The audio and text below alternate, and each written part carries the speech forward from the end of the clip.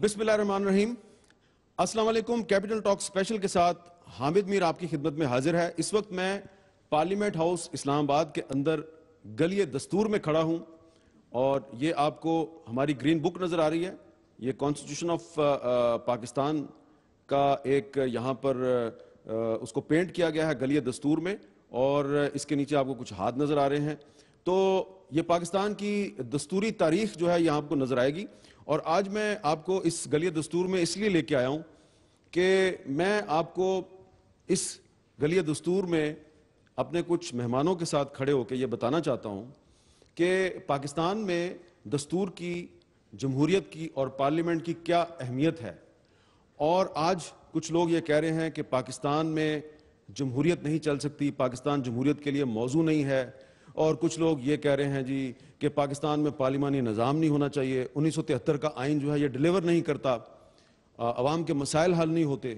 तो आज इस दस्तूर की गली में हम चेयरमैन सेनेट रज़ा रब्बानी साहब और सेनेटर हासिल बजिंजो जो कि वफाकी वज़ीर भी हैं, नेशनल पार्टी के सदर भी हैं, उनसे हम बात करेंगे और आपको दस्तूरी तारीख भी बताएंगे और ये भी बताएंगे कि अगर ये 1973 का दस्तूर ना हो तो फिर क्या होगा और क्या पाकिस्तान का वफाक कायम रह सकता है। और वो लोग जो ये कहते हैं कि जमहूरियत पाकिस्तान के लिए मौजू नहीं है, क्या वो लोग पाकिस्तान के दोस्त हैं या दुश्मन।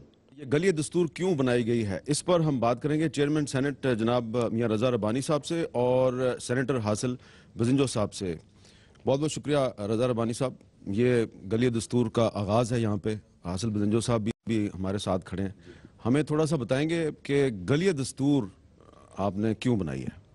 जी, गली दस्तूर इसलिए बनाई गई है कि पाकिस्तान की जो नई जनरेशन है उसको इस बात का इल्म होना चाहिए कि किन मुसीबतों से, किस जिद्दोजहद से, किन कैद व बंद की सोबतों से जमहूरियत जो है वो इस मुल्क में आई है और इस बात को डॉक्यूमेंट करना चाहिए। अनफॉर्चुनेटली हमारी जो तारीख़ की किताबें हैं जो बिलखसूस निसाब के अंदर हैं वो इस स्ट्रगल को टोटली इग्नोर करती हैं। लिहाजा ये हमने सोचा सेनेट में कि ये मुनासिब होगा कि क्योंकि यहाँ पे जगह की भी कमी थी तो लिहाजा ये एक कॉरिडोर को हमने गली दस्तूर में तब्दील किया और एक झलक हमने दी उस तारीख़ी अवामी स्ट्रगल की जिससे जमहूरियत इस मुल्क में आई और आइन जो है वो मार्ज़ वजूद में आया। हासिल बजिंजो साहब, ये गली दस्तूर में अरकान पार्लियामेंट भी आती हैं नहीं आते? मेरी तो राय ये है कि अरकान पार्लियामेंट को जितना उनको आना चाहिए शायद वो नहीं आ रहे हैं। तो मेरी रिक्वेस्ट होगी तमाम से कम महीने में एक दफ़ा ज़रूर चक्कर लगा ले ताकि हम पार्लियामेंटेरियन को आइन की तारीख का पता चले। क्योंकि बहुत से लोगों को, जैसे रज़ा भाई ने कहा, कि हमें उस तारीख का पता ही नहीं है कि ये सब कुछ क्या हुआ है, कोड़े किस तरह लगे हैं, किन किन लोगों ने वो कोड़े बर्दाश्त किए हैं, जेलें किन लोगों ने काटी हैं। जब आप इस गली में आएंगे तो तब ये चीज़ें आपको समझ आ सकती हैं। तो फिर आप हमें ज़रा इस गली में लेके चलें और थोड़ा सा बताएं हमें कि जिस तारीख को आप चाहते हैं कि पाकिस्तान की नई नस्ल के सामने आए वो तारीख असल में है क्या। और अब हम दाखिल होंगे जी दस्तूर की गली में। यहाँ से शुरू होती है जी। ये 1943 का जो पहला इजलास है ये उसकी तस्वीर है जिसमें कायदे आज़म तकरीर कर रहे हैं। All India 1943 all India Muslim league का पहला इजलास। ये फिर गवर्नमेंट ऑफ इंडिया एक्ट 1947 है और फिर 1935 है।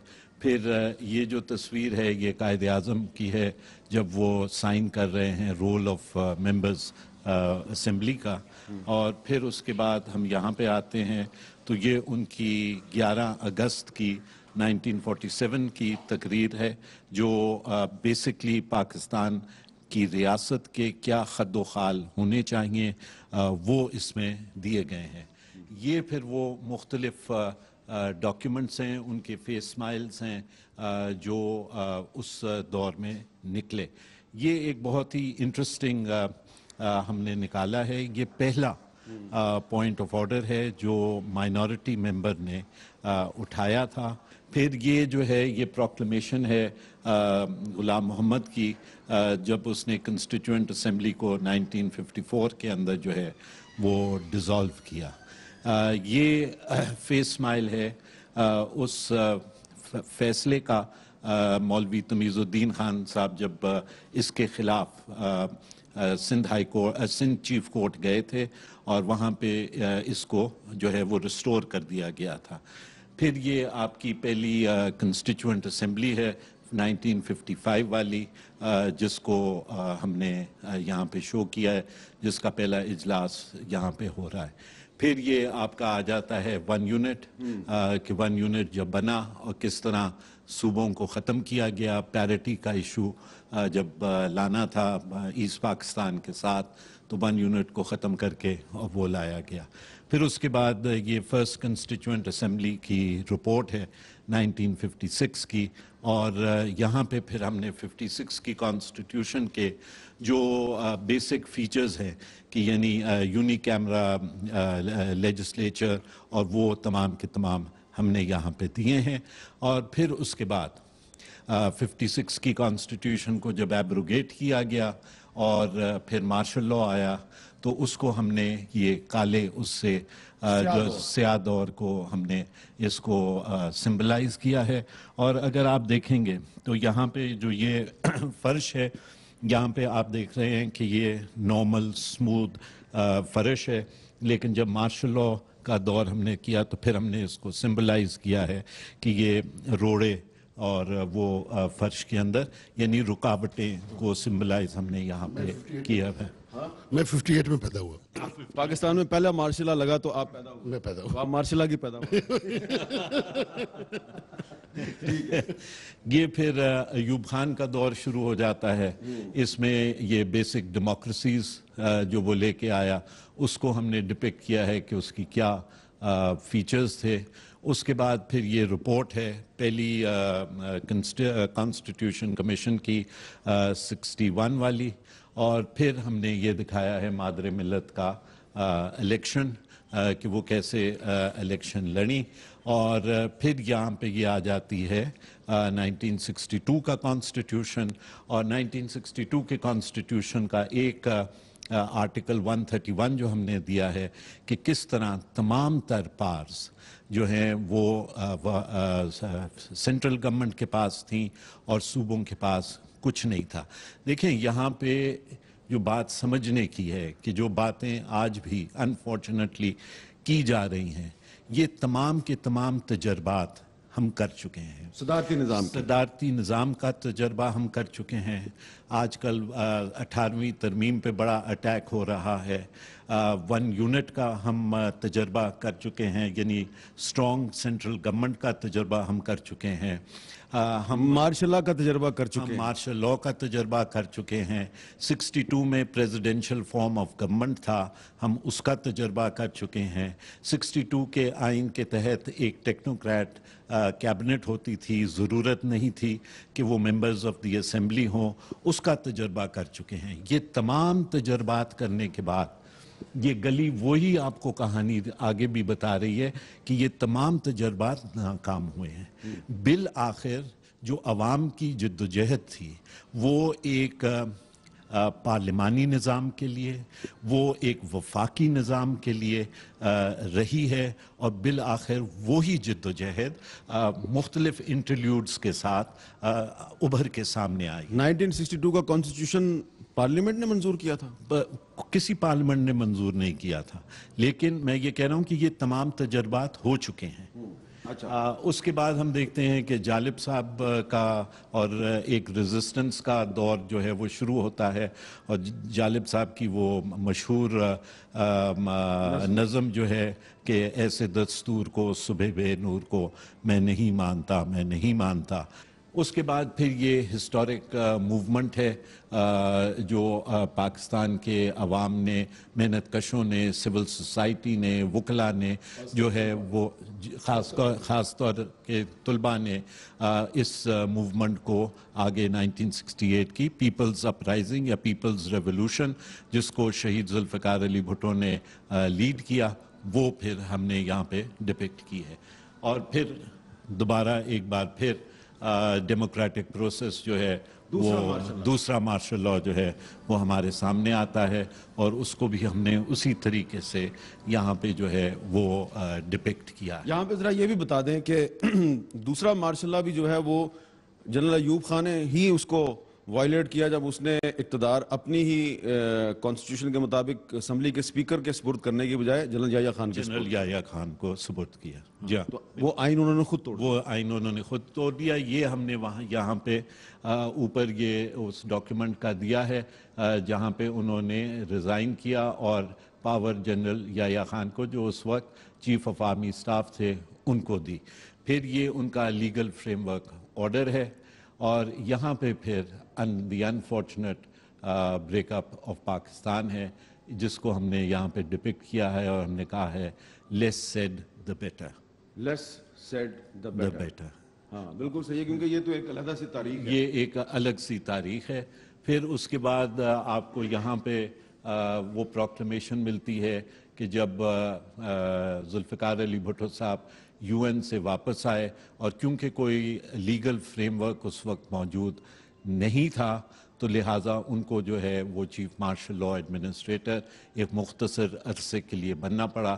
یہ وہ پورشن، اچھا یہ ان کی آئینی مجبوری تھی. یہ ان کی آئینی مجبوری تھی، کیونکہ کوئی لیگل فریم ورک اس وقت موجود نہیں تھا، اور اس ویکیوم کو پورا کرنے کے لیے. لیکن دیکھیں ہم نے پھر بھی تمام ہسٹوریکل فیکٹس کو جو ہے سپریس نہیں کیا، ہم تمام ہسٹوریکل فیکٹس کو سامنے لے کے آئے. Zulfikar Ali Bhutto was the first civilian martial administrator. That is a historical fact which was necessitated by law and by circumstances. پھر آپ کی یہ ہے انٹرم کانسٹیٹیوشن آف 1972 وہ ہے. اور یہ پھر کنسٹیچوئنٹ جو پارلیمنٹری کمیٹی بنی تھی، جس میں تمام کے تمام اس وقت کے لیڈر صاحب، یہ بزنجو صاحب بھی نظر آ رہے ہیں، حاصل بزنجو صاحب کے والد بھی نظر آ رہے ہیں اس میں. بھٹو صاحب ہیں، مولانا شاہ مدرانی ہیں، مولانا مفتی محمود ہیں، شیرباز مزاری صاحب ہیں، یحییٰ بختیار صاحب ہیں، کوثر نیازی صاحب ہیں، سب کھڑے ہیں. یہ شیخ رشید صاحب ہیں. آرٹیکل 3 جو آپ کے کانسٹیٹیوشن میں ہیں وہ انہوں نے بنایا تھا ایکسپلائٹیشن کے خلاف. بالکل بالکل. اچھا اب ذرا اس میں تھوڑا سا ہمیں یہ بتائیے کہ پھر یہ آ گیا جی ہمیں یہ 73 کا کانسٹیٹیوشن آ گیا. یہاں پہ آپ کو یہ اوریجنل سگنیچرز ہیں جو ڈاکیومنٹ تھا سائن ہونے والے، فضل الہی چودھری صاحب کا اور بھٹو صاحب کا. فضل Elahi Chaudhry sahib as speaker of the national assembly and Bhutto sahib as president of the national. اچھا یہ جو اوپر آپ نے تصویریں لگائی ہیں یہ سائننگ ہے آف دی 73 اس میں ذرا میں آپ سے ایک چیز پوچھنا چاہ رہا ہوں. اس میں ولی خان صاحب درمیان میں نظر آ رہے ہیں. جی جی. یہ اپوزیشن لیڈر تھے. یہ اپوزیشن لیڈر تھے. شاہ مندرانی صاحب ہیں. جی ہاں بالکل. مزاری صاحب بھی نظر آ رہے ہیں. ٹھیک ہے. یہ آپ کا مفتی صاحب مولانا مفتی محمود نظر آ رہے ہیں. کیا آج جو لوگ کہتے ہیں کہ جی نیا آئین بناؤ، کیا آج یہ ممکن ہے کہ کوئی ایسا ڈاکومنٹ تیار ہو جائے جس پر کہ آج کی جو پولیٹیکل پارٹیز کے ہیڈ ہیں وہ کنسنسس کر کے اس پر دستخط کر دیں؟ میں نہیں سمجھتا. میں سمجھتا ہوں کہ یہ ایک ون ٹائم ہسٹورک ایفرٹ تھی جس میں ایک نیشنل کنسنسس جو ہے وہ پارلیمان کا بھی تھا اور صوبوں کا بھی تھا اور تمام سیاسی جماعتوں کا تھا. آج کی جو پولیٹیکل پولرائزیشن ہے اس میں یہ ناممکن ہوگا کہ quantum of provincial autonomy, quantum mode of government اور دیگر امور کے اوپر ایک نیشنل کنسنسس ڈیولپ ہونا مشکل ہوگا. اب یہ ہم اپنی جو گرین بک ہے کانسٹیٹیوشن آف پاکستان، اس کی کچھ ہمیں خصوصیات آپ نے یہاں پہ لکھی ہیں، وہ کیا ہیں؟ جی وہ جیسے ہم نے یہ دیا ہے کہ basic character of the state جو ہے وہ کیا ہے. ہم نے اس کو ڈیفائن کیا ہے کہ آرٹیکل 3 ایلیمنیشن آف ایکسپلائٹیشن. یہ میں چاہوں گا کہ آپ پڑھ کے لوگوں کو سنائیں جی کیونکہ یہ بڑا امپورٹنٹ ہے. یہ بہت امپورٹنٹ ہے اور یہ کہتا ہے the state shall ensure the elimination of all forms of exploitation and the gradual fulfillment of the fundamental principle from each according to his ability to each according to his work. ہر کسی کو اس کی محنت کے مطابق معاوضہ ملے گا. یہ مزدوروں کے حقوق کی ضمانت دیتا ہے. اور یہ آرٹیکل 3 ہے جو آئین کے اندر ہے. یہ کریڈٹ شیخ رشید صاحب کو میں دوں گا. رشید صاحب کو جاتا ہے بلکہ پوری لیڈرشپ کو بالخصوص شیخ صاحب کو. پھر آرٹیکل 8 ہے یہ شیخ محمد رشید صاحب جن کو بابا سوشلزم کہتے تھے. شیخ رشید لوگوں کو شیخ رشید کا پتہ نہیں ہے, ٹھیک ہے, اس کو ذرا کریکٹ کر لیں. اور پھر ہم نے دیا ہے آرٹیکل 8 جو یہ کہتا ہے کہ کوئی بھی قانون جو فنڈامنٹل رائٹس کے انکنسسٹنٹ ہوگا وہ آئین کے مترادف سمجھا جائے گا. پھر آرٹیکل 36 ہے پروٹیکشن آف مائنورٹیز. آرٹیکل 38 ہے یہ پرنسپلز آف پالیسی میں سے ہے, promotion of social welfare and well being of the people جس میں صوبوں کی بھی بات ہے. یہ پھر ہم نے ایک اوور ویو 73 کی کانسٹیٹیوشن کا دیا ہے. And then unfortunately we have martial law again. یہ تیسرا مارشل لا ہے 1977. جی ہاں. تو اس میں تو خیر لوگوں کو بہت مار پڑی ہے اور وہ آپ نے آگے دکھائی ہوئی. وہ آپ یہ دیکھیں گے کہ پہلے ہم نے یہ دیا ہے کہ جو پریزیڈنٹس آرڈر نمبر 21 آیا تھا کانسٹیٹیوشن کے اندر, سیکنڈ امینڈمنٹ آرڈر تھا وہ, جس سے ملٹری آرٹیکل 212A انٹروڈیوس کیا گیا تھا اور اس سے ملٹری کورٹس اور ملٹری ٹرائیبیونلز جو ہے وہ مارز وجود میں آئے تھے, جن کے تحت سیاسی کارکنوں کو, جرنلسٹ کو, وکلا کو, پاکستان کے عام شہری کو جو ہے وہ ملٹری کورٹس کے ذریعے سمری ٹرائل کے ذریعے سے ان کو سزائیں دی گئیں. یہ پھر جو ریزسٹنس 77 سے لے کے 78 تک کی مارشل لاء کے خلاف ریزسٹنس رہی ہے, یہ اس کی وہ ساری تصاویریں ہیں. یہ آپ دیکھ رہے ہیں کہ ایک خاتون وکیل کو جو ہے وہ پولیس جو ہے وہ ڈنڈے مار رہی ہے. سملرلی یہاں پہ بھی خاتون کو ڈنڈے مارے جا رہے ہیں. تو خواتین جو ہیں, اور یہ دیکھیں گے اس میں کہا جا رہا ہے مذہبی جنونیت نامنظور. یہ خواتین نے نعرہ ضیاء الحق کے دور میں لگایا تھا. بالکل. یہ جو ہے وہ پریس سینسرشپ کا دور ہے جس میں آپ کو یاد ہوگا کہ اخبارات جو خالی جگہ چھوڑ دیتے تھے, جو سٹوری نکال دی جاتی تھی اس کی خالی جگہ چھوڑ دیتے تھے. پھر یہ ضیاء کا وہ ریفرینڈم ہے یادگار, جس میں اگر اسلام کو قبول کرتے ہو تو میں موجود رہوں گا, یہ اس کا ہم نے سوال دیا ہے, میں صدر رہوں گا. اور یہ پھر ہم نے, ویسے تو بہت سے لوگ تھے لیکن جنہوں نے انٹلیکچول انسپریشن اس موومنٹ کو دی, لیکن ان میں سے 3 کو ہم نے چنا, احمد فراز صاحب کو, جالب صاحب کو اور جان ایلیا صاحب کو, to symbolize the intellectual input, اور کہ انٹلیکچولز, اکیڈیمیا اور یہ تمام کے تمام لوگ جو تھے وہ اس موومنٹ میں دیکھیں جالب صاحب کا سمبولزم. جی ہاں. ظلمت کو ضیاء, سر سر کو صبا, بندے کو خدا کیا لکھنا, پتھر کو گوہر, دیوار کو در, کرگس کو ہما کیا لکھنا. تو انہوں نے جنرل ضیاء الحق کو ظلمت قرار دے دیا, بالکل, یعنی اندھیرا.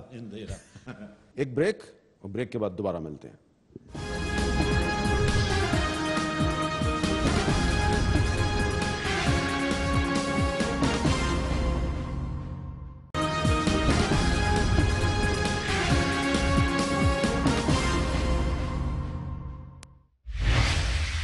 Welcome back. اور چیئرمین سینیٹر رضا ربانی اور سینیٹر حاصل بدنجو سے گلی دستور میں ہماری گفتگو جاری ہے. پاکستان کی دستوری تاریخ ہم آپ کو دکھا رہے ہیں, بتا رہے ہیں. اس کے بعد یہ فیس اسمائل ہے of the 8th constitutional amendment, جس میں آئین کو جو ہے وہ مکمل طور پہ ڈیفیس کیا گیا, صدارتی نظام دوبارہ لایا, صدارتی نظام جو ہے وہ دوبارہ لایا گیا.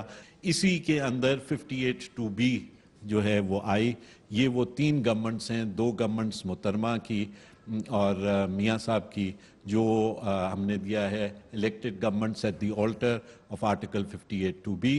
یہاں پہ ہم نے جو سپریم کورٹ نے میاں صاحب کی گورنمنٹ کو ریسٹور کیا تھا 1993 میں, وہ ہم نے دیا ہے, اور یہ اس کا آپریٹو پارٹ ہے.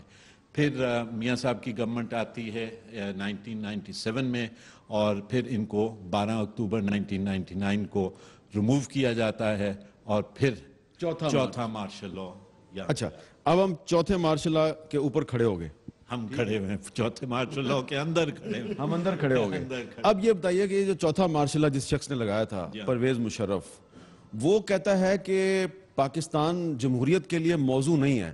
تو یہ دستور کی گلی میں کھڑے ہو کے آپ ہمیں حاصل بدنجو صاحب کچھ بتائیں گے کہ پرویز مشرف کا یہ کہنا کہ پاکستان جمہوریت کے لیے موضوع نہیں ہے، اور آپ ہمیں دستور کی گلی میں بتاتے ہیں کہ پاکستان تو صرف جمہوریت کے ذریعے چل سکتا ہے. دیکھیں، کوئی ملک دنیا میں اب تک جمہوریت کے علاوہ کوئی دوسرا نظام وجود میں آیا ہی نہیں ہے کہ آپ کہیں کہ جی یہ نظام مجھے چاہیے.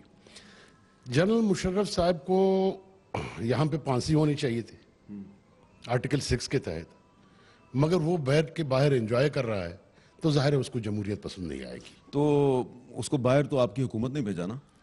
جس نے بوجھا، میں سمجھتا ہوں کہ شاید ہماری جمہوریت اتنی مضبوط نہیں ہے ابھی تک. اگر اتنی مضبوط ہوتی تو آرٹیکل 6 سے پرویز مشرف نہیں بچ سکتا تھا. یہ اب بھی ہمیں اسٹرگل کی ضرورت ہے to stronger and establish more democracy in Pakistan.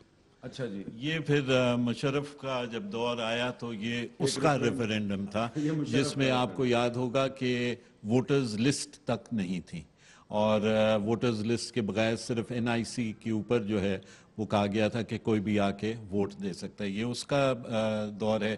پھر یہ اس کا لیگل فریم ورک آرڈر 2002 ہے جس میں مزید چینجز آئیں. اس میں سے آپ ایک چیز نوٹ کریں نا، وہاں کہا کہ تم مسلمان ہو تو میں صدر ہوں. ادھر یہ کیا کہہ رہا ہے، اس کے بھی وہی الفاظ ہیں، تھوڑا فرق کے ساتھ. اگر یہ کرو گے تو میں صدر ہوں. ہاں، میں صدر ہوں. یہ پھر چارٹر آف ڈیموکریسی ہے جس میں محترمہ اور میاں صاحب بیٹھ کے لندن کے اندر اس کو سائن کر رہے ہیں. آپ بھی پیچھے کھڑے ہوئے ہیں. میں بھی ہوں. اس لیے پیچھے کھڑے لکھا اس نے تھا، رضا ربانی نے لکھا تھا. ربانی نے لکھا تھا اس لیے. نہیں، وہ ایکچولی 4 آدمیوں کی بیسکلی کمیٹی تھی جس میں اسحاق ڈار صاحب تھے PMLN سے، اور SN اقبال صاحب تھے، اور سینیٹر صفدر عباسی، اور میں تھا پیپلز پارٹی کی طرف سے. یہ وہ دور ہے. پھر یہ لائرز موومنٹ جو ہے وہ چلی. یہ لائرز موومنٹ کو ہم نے یہاں پہ ریفلیکٹ کیا. پھر یہ جو PMLN اور PPP کی جو گورنمنٹ بنی تھی جس میں حلف لیا تھا مشرف سے، اس میں 2 آدمیوں نے ریفیوز کیا تھا حلف لینے سے مشرف سے. ایک جاوید ہاشمی تھے اور دوسرا میں تھا. باقیوں نے سیاہ پٹیاں باندھ کے حلف لیا تھا. پھر ہم نے یہاں پہ 4 صوبائی اسمبلیز کی جو امپیچمنٹ کی ریزولوشنز تھیں ان کا جو آپریٹیو پارٹ تھا وہ ہم نے دیا ہوا ہے. بلوچستان اس وقت NWFP کہتے تھے اس کو، پنجاب اور سندھ. پھر ہم یہاں پہ آ جاتے ہیں، اور یہ ہے 18ویں ترمیم کی جو پارلیمنٹری کمیٹی بنی تھی جس میں تمام سیاسی جماعتیں، چاہے ان کا ایک بھی ممبر تھا سینٹ میں یا نیشنل اسمبلی میں، ان کو ہم نے وہ ان کی ایک کمیٹی بنی. یہ اس کے 27 ممبر ہیں. پھر اس کے بعد یہ ہے وہ تصویر جب نیشنل اسمبلی میں 18ویں ترمیم کا یونانیمسلی پاس کیا ہوا مسودہ پائلٹ میں کر رہا تھا اس بل کو، وہ یہ تصویر ہے. یہ 18ویں ترمیم کی سائننگ سیریمنی ہے جس میں آپ دیکھ رہے ہیں کہ تمام ملک کی اس وقت کی جو لیڈرشپ ہے، اسفندیار ولی صاحب ہیں، میاں صاحب ہیں، زرداری صاحب was then the president, speaker صاحبہ ہیں، فہمیدہ مرزا صاحبہ وہ ہیں، اور پیچھے کمیٹی کے جو ممبران ہیں، ڈار صاحب ہیں، SN ہیں، وہ تمام کے تمام موجود ہیں. پھر ہم نے 18ویں ترمیم کے جو سیلینٹ فیچرز ہیں وہ ہم نے یہاں پہ دیے ہیں تاکہ at a glance point wise. اور یہ شروع ہوتا ہے امینڈمنٹ آف آرٹیکل 6. جی ہاں، ہم تو نے کیا فائدہ کیا ہوا آرٹیکل کوئی 6 فائدہ کو؟ نہیں ہوا. ہم نے اس وقت حاصل کو یاد ہوگا, ہم نے بڑی اس پہ ڈیبیٹ کی تھی اور بڑا ٹائم ہم نے اس پہ سرو کیا تھا, اور ہم نے اپنی طرف سے تو اس کو آل انکمپسنگ بنانے کی کوشش کی کہ ایڈر اینڈ بیٹر اور تمام وہ لوگ جو کسی بھی طریقے سے ریموٹ طریقے سے اس کو توڑنے میں شامل ہوں, ان کو ہم کسی نہ کسی طریقے سے اس کے نیٹ میں لے آئیں. لیکن افسوس کہ وہ تمام کی تمام چیزیں جو ہیں وہ دھری کی دھری رہ گئیں. میں آج یہ یہاں پہ کھڑے ہو کے نہایت افسوس کے ساتھ کہتا ہوں کہ میرے حساب سے آرٹیکل 6 جو ہے وہ اب ریڈنڈنٹ ہو گیا ہے, اور آئین کو, جس کو ہم آگے چل کے میں آپ کو دکھاؤں گا کہ اب آئین کو, سسٹم کو اور ان ڈیموکریٹک انسٹیٹیوشنز کو میں سمجھتا ہوں کہ صرف اور صرف پاکستان کے عوام ہی بچا سکتے ہیں. اور پاکستان کے عوام اس سسٹم کو, اس پارلیمان کو اس وقت بچائیں گے جب وہ اس اپنے آپ کو اس کا ایک حصہ محسوس کریں گے. ایک, جب وہ پارلیمان کو ٹرانسپیرنٹ دیکھیں گے, جب وہ پارلیمان کو یہ دیکھیں گے کہ پارلیمان واقعی ان کے مسائل کا حل اور ان کے احساسات اور امنگوں کی ترجمانی کرتا ہے.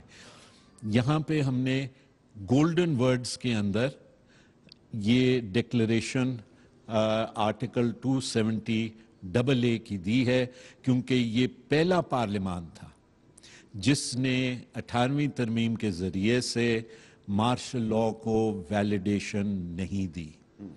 لہٰذا ہم نے اس کو ان گولڈن ورڈز رکھا ہے, اور آپ کو میں پورا نہیں پڑھ کے سناتا. نہیں, لیکن آپ نے جو آرٹیکل 6 میں جو آپ کہہ رہے ہیں کہ اب وہ غیر مؤثر ہے, اس میں جو آپ نے ایک ترمیم کی وہ یہ بھی کی کہ اب کوئی سپریم کورٹ جو ہے یہ مارشل لاء کو جائز قرار نہیں دے سکتی. وہ ہے, لیکن میں سمجھتا ہوں کہ جیسے باقی چیزیں ادھر ادھر ہوئی ہیں, یہ بھی ادھر ادھر ہو سکتا ہے. اللہ نہ کرے, لیکن یہ لاسٹ لائن میں آپ کو پڑھ دیتا ہوں. Notwithstanding any judgement of any court, including the Supreme Court or a High Court, are hereby declared as having been made without lawful authority and of no legal effect. ٹھیک ہے. یہ پھر 20ویں ترمیم ہے جو آئی, اور اس کے بعد یہ پہلا civilian to civilian transfer of power, جس میں میاں صاحب الیکشن میں کامیاب ہوئے, زرداری صاحب نے ان کو اوتھ دی. میں سمجھتا ہوں کہ یہ ایک مائل سٹون ہے, and I hope that the second civilian transfer inshallah will also take place, and اسی ٹرانسفرز سے ہی جمہوریت اور یہ سسٹم جو ہے وہ مضبوط ہوگا. پھر 21ویں ترمیم آ جاتی ہے, پھر 22ویں ترمیم آ جاتی ہے, اور پھر ہم نے یہاں پہ یہ دیا ہے کہ یہ پورا آئین کو ہم نے دیا ہے, اور یہاں پہ ہم نے یہ ہاتھ دیے ہیں کہ یہ اب عوام کی امانت ہے, عوام اس کے رکھوالے ہیں. اب یہ آئین عوام کے ہاتھ میں ہے, اور اس میں آپ دیکھیں کہ ہم نے خواتین کے بھی ہاتھ دیے ہیں, بچوں کے بھی ہاتھ دیے ہیں, مردوں کے بھی ہاتھ ہیں. Now the constitution is the property of the people of اور Pakistan. اس کے آگے دستور کی گلی ختم ہو گئی. اور اس کے آگے دستور کی گلی ختم ہو گئی. تو اس کا مطلب تو بہت سے نکلتے ہیں, لیکن یہ آپ نے دستور کی گلی کے سامنے ایک فوارہ بنایا ہے, اس کی تھوڑی سی آپ بتائیں گے ہمیں؟ جی, ہم نے ایک عوامی کورٹ یارڈ بنایا ہے, اور اس میں بھی ہم نے سمبلائزیشن استعمال کی ہے. یہ جو پانی ہے اس کو ہم نے, جو نچلی سطح پہ پانی ہے, اس کو ہم نے سمبلائز کیا ہے کہ یہ پاکستان کی عوام ہے, اور یہاں سے طاقت جو ہے وہ اٹھتی ہے اور وہ اوپر جاتی ہے. اور اوپر جو ہے, جو آپ وہ اردن پاٹ دیکھ رہے ہیں, وہ وفاق ہے.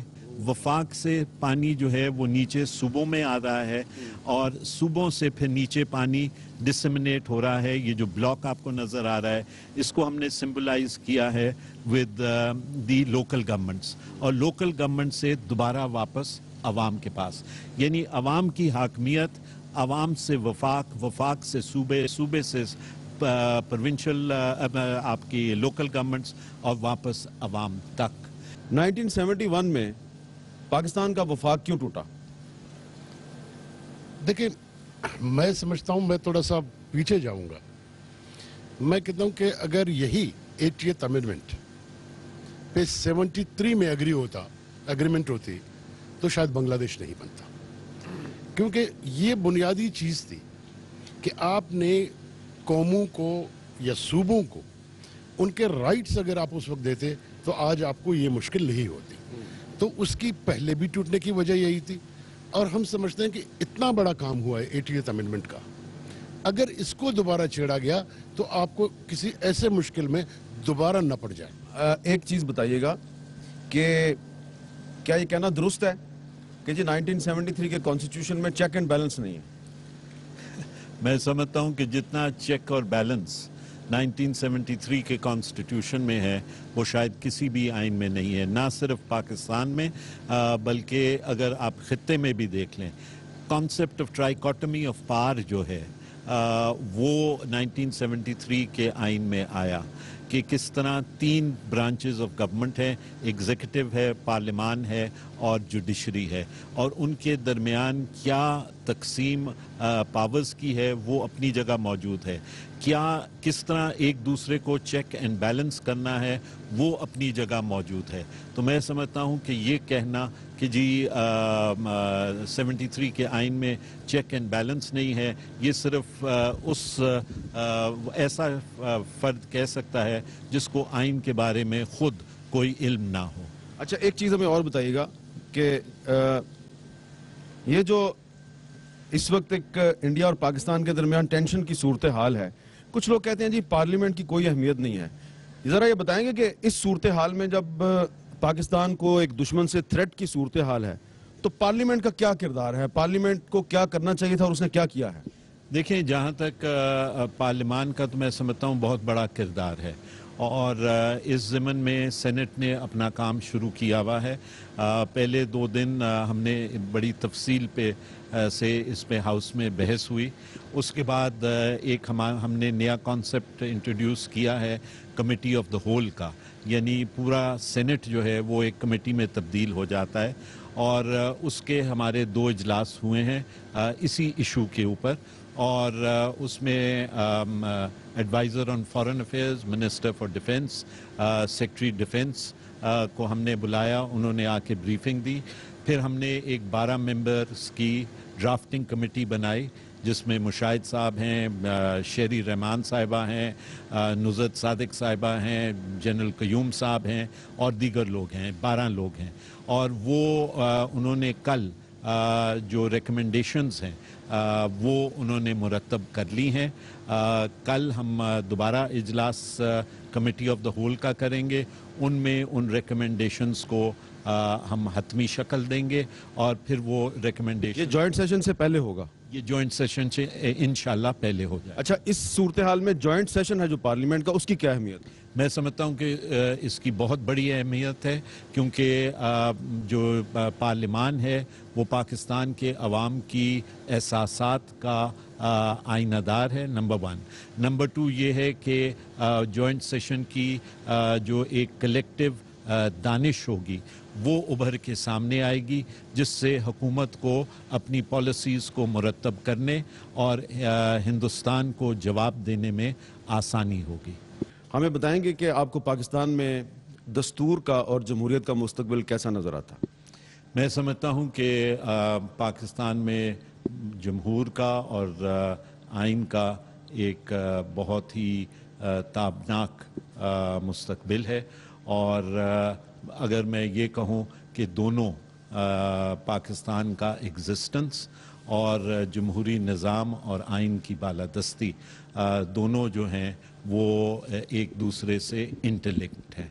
अगर खुदा न खास्ता सिस्टम को या आइन के साथ टिंकरिंग करने की कोशिश दोबारा की गई, क्योंकि जैसे मैं आपको पहले भी बताया है कि हम इन तमाम तजर्बात से نکل کے آ چکے ہیں، ان تمام تجربات کو ہم دیکھ چکے ہیں، ان تمام تجربات کے خوفناک نتائج ہماری باڈی پالیٹی کے اوپر، ہماری ڈیموگرافی کے اوپر اور ہماری جیوگرافیکل حدود پہ پڑ چکے ہیں. لہٰذا اب گنجائش جو ہے وہ کسی اور تجربے کی نہیں ہے. آئین کے اندر، آئین ایک گروئنگ ڈاکیومنٹ ہے، آئین کے اندر ترامیم اس کے بنیادی اصولوں کو یا بنیادی ڈھانچے کو سامنے رکھتے ہوئے کی جا سکتی ہیں کہ اس کو زیادہ ڈیموکریٹک بنایا جائے، اس کو زیادہ فیڈرل بنایا جائے، وہ تو چیز ممکن ہے.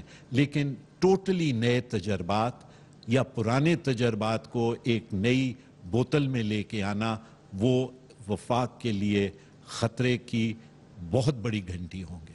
ایک وقفہ لیتے ہیں اور وقفے کے بعد جو اسٹوڈنٹس جنہوں نے یہ دستور کی گلی مل کر بنائی ہے سینٹ سیکریٹریٹ کے ساتھ، ہم آپ کی ان سے ملاقات کروائیں گے. وقفے کے بعد دوبارہ ملتے ہیں.